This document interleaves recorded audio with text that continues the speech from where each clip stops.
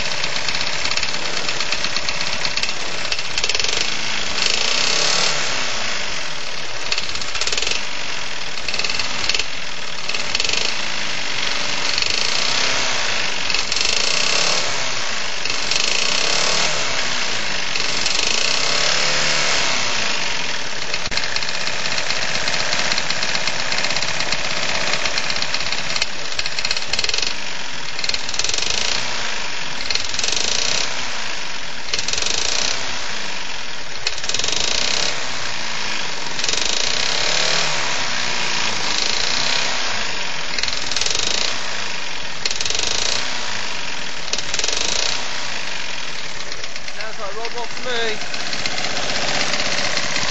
Yeah, all I've done with this, yeah, I got it, and it didn't start at all. So I've taken the carburetor out, start, but the owner tells me it's never had an oil change in its life. It's from 2001.